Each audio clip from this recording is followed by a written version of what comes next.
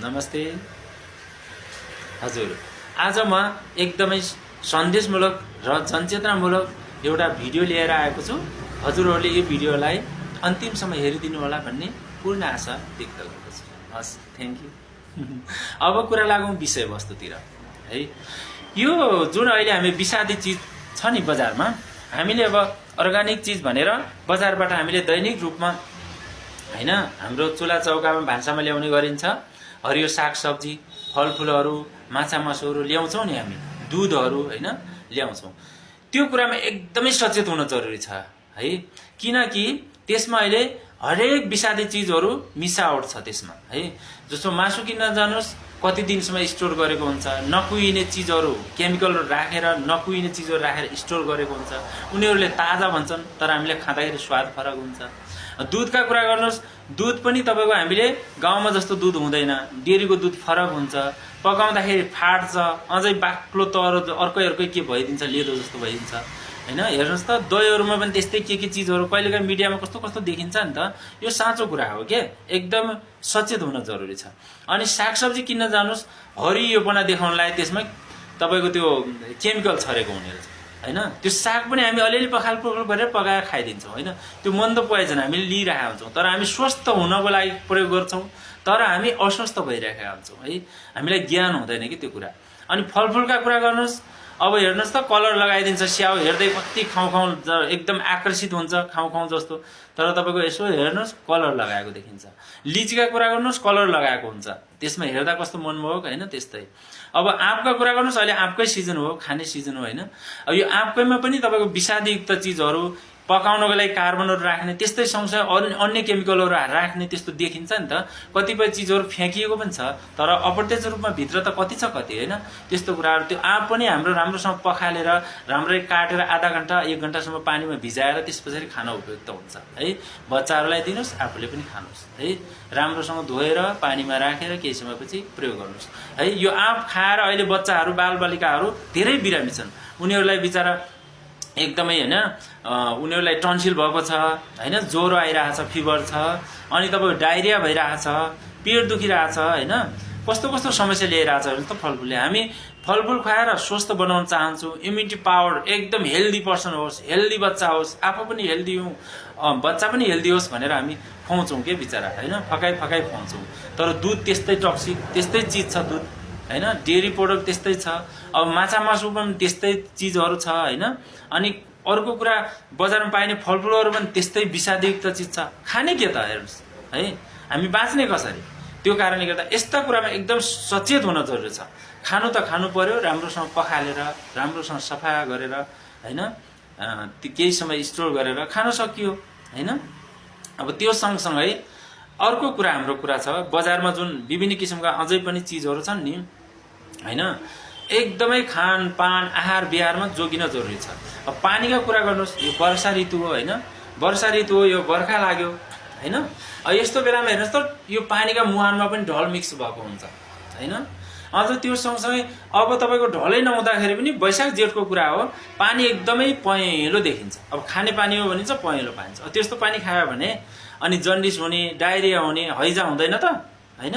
अनि हाम्रो शरीरमा तपाईँ आइरन गयो भने शरीरलाई कति नोक्सान गर्छ हजुरलाई थाहा छ हो। यस्ता कुराहरू एकदम सचेत हुन जरुरी छ। सबैलाई तपाईँको हैन, सबै मान्छेले सम्पन्न नहोलान् हैन। आर्थिकको कुरा छ, बेरोजगारी कुरा छ, नेपालको स्थिति यस्तो छ हैन।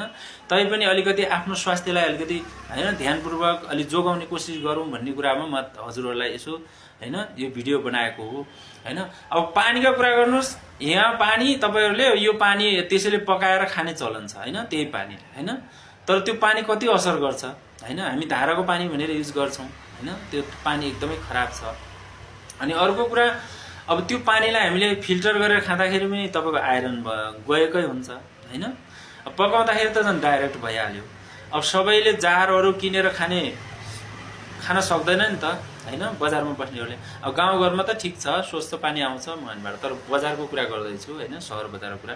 अब गाउँघरमा पनि त तपाईँको सबै फलफुल हुँदैन, हैन गाउँघरतिरका सानातिना बजारहरू हुन्छन् तिनीहरूमा पनि तपाईँको तराईतिरबाट फलफुलहरू जाने हो त्यहाँ त सिजन अनुसार सिजनमा मात्रै पाइने फलफुल हुन्छ नि त सधैँभरि त फलफुलहरू हुँदैन नि त सिजन अनुसार फरक फरक फलफुल हुन्छन् त्यो कारणले गर्दा हरेक कुरा जरुरी गाउँ होस् या सहर होस् हरेक कुरामा सचेत हुन जरुरी छ हैन हामी स्वस्थ भएर कसरी बाँच्ने हामीले आफ्नो जीवनलाई कसरी लामो बनाउने हैन बिचारा तिनी अबोध बच्चा जो भविष्यका कर्णधार हैन ती बच्चाहरूलाई हामीले एकदम खाऊ बाबु खाऊ नानी भनेर फकाइ हामीले हैन मन्द बीज दिइरहेका हुन्छौँ के तर हामीले उनीहरूलाई राम्रो चिज भनेर खुवाउँछौँ तर हामीलाई ज्ञान नभएको कारणले गर्दा हामीले उनीहरूलाई हैन त्यस्तै चिज दिइरहेका हुन्छौँ र आफूले पनि लिइरहेका हुन्छौँ हो यस्ता कुराहरू एकदम ध्यान दिनु होला है ध्यान दिन जरुरी छ अनि अर्को कुरा यो चुला चौकाहरूमा एकदमै ध्यान दिनुपर्छ हाम्रो भान्सा नै सुधार्नुपर्छ के मेन भान्साघर नै सुधार्नु पर्यो मेन हाम्रो यो भान्सामा यस्ता चिजहरू पाकेका हुन्छन् हैन खानेकुराहरू पाकेका हुन्छौँ हामीले ताजा पकाउँ ताजा बनाएर खुवाउँ बालबच्चालाई आफूले पनि ताजा खाउँ हैन हामीले किनभने बेलुकातिर बच्चा सुत्यो ल ठिक छ भनेर मासु पकाएको हुन्छौँ बेलुका राख्यो अनि बिहानतिर त्यही बासी मासुहरू दिन्छ त्यसमा ब्याक्टेरिया उत्पत्ति भइसकेको हुन्छ है अब तपाईँ फुड पोइजन हुनसक्छ हैन त्यो चिजले कति असर गर्छ है त्यो हामीलाई थाहा हुँदैन हैन हरेक कुरा बिहान पकाएको चिज बेलुका खुवाउने हैन बेलुका पकायो बिहान खुवाउने त्यस्तो बानी होइन हैन त्यो बानी त्यागौँ अर्को कुरा फलफुल खानेकुराहरू राम्रोसँग धोएर राम्रो पखालेर खाउँ है सकभर अर्गानिक चिज खाउँ गाउँघरतिरबाट भएको चिजहरू आफू सबैले नपाए अब किनेरै खानु पर्यो भने पनि त्यसलाई राम्रोसँग सफा गरेर खाउँ हैन त्यो मेरो धारणा मेरो व्यक्तिगत रूपमा भन्नुपर्दा आफू पनि स्वस्थ भएर बाँच्ने अरूलाई पनि स्वस्थ भएर बचाउँ भन्ने मेरो एकदमै भित्री धारणा छ है हर्टली भन्नुपर्दा त्यो कारणले गर्दा जुन म यस्तो भिडियोहरू दिन प्रतिदिन बनाउने छु हैन हजुरहरूले साथ दिनुहुनेछ भनेर म पूर्ण विश्वास गर्दछु हैन कृपया हजुरहरूले यो भिडियोलाई लाइक कमेन्ट र शेयर गर्दै गर्नुहोला ताकि हजुरहरूको यो जुन शेयर र कमेन्ट हजुरको माया स्नेह हैन हरेक कुरा हजुरहरू सल्लाह सुझावले गर्दा मैले अझै पनि अगाडि बढ्न सकूँ हैन यस्ता भिडियोहरू अझै ल्याउन सकूँ तपाईहरुलाई अझै यस्तै आफूले जानेको कुराहरू धेरै कुराहरू अझै सिकाउन पाऊँ आफूले जानेको कुरा भन्न पाऊँ हैन दिदी बहिनी दाजुभाइहरू हैन कतिलाई त ज्ञान होला यस्ता कुराहरू तर ज्ञान नभएको दाजुभाइ दिदीबहिनीलाई राहत हुनेछ यो शब्दले यो भिडियोले हैन धेरैलाई एकदमै एउटा जीवन जिउने एउटा हैन र लाइफ स्टाइलको बारेमा खानपानको बारेमा अलिकति केही न केही हैन यो शब्दले यो भिडियोले अलिकति फोकस गर्नेछ भन्ने अलिकति हैन एक्टिभ जागरुक गराउनेछ भन्ने मलाई आशा राखेको छु हैन त्यो कारणले गर्दा म यस्ता भिडियोहरू धेरै पनि बनाउने छु हैन यस्तो हरेक कुराहरू कुनै डिजिजको बारेमा कुनै रोगको बारेमा कुनै खानपानको बारेमा कुनै यस्तै हैन तपाईको समस्याको बारेमा म यस्तै कुराहरू लिएर आउने छु अगाडि बढ्ने छु है अनि यो सँगसँगै हजुरहरूलाई एउटा कुरा गर्न चाहन्छु हामीले हरेक कुरा अब आयुर्वेदमा भन्नुपर्दा स्वस्थ व्यक्तिको स्वास्थ्यको रक्षा कसरी गर्ने हैन रोगीको रोग कसरी निर्मूल पार्ने के है अनि शरीरलाई स्वस्थ कसरी बनाउने त हैन हैन जो दिनचर्या छ आयुर्वेदमा हैन रात्रिचर्या छ अनि धारणीय वेग छ अधारणीय वेग छ हैन अनि ऋतु अनुसारको खानपान आहार विहार छ हैन अनि त्यही मौसम भने नि त्यही हो ऋतु अनुसारको खानपान अनि दिनमा के खाने अनि त्यसपछि रातिमा के खाने अनि कुन चीज धारण गर्ने कुन चीज धारण गर्नु हुँदैन जस्तो कस्तो चीजहरू जस्तो भोक लाग्यो हामी खाना खाइहाल्ने पानी तिर्खा लाग्यो हामीले पानी खाइहाल्ने हैन दिशा लाग्यो दिशा गरिहाल्ने यस्तो यो अधारणीय वेग हुन् के यिनीहरूलाई धारण गर्नु हुने यो धारण गर्नु भने अन्य रोगहरू लाग्छ भन्छ क्या आयुर्वेदमा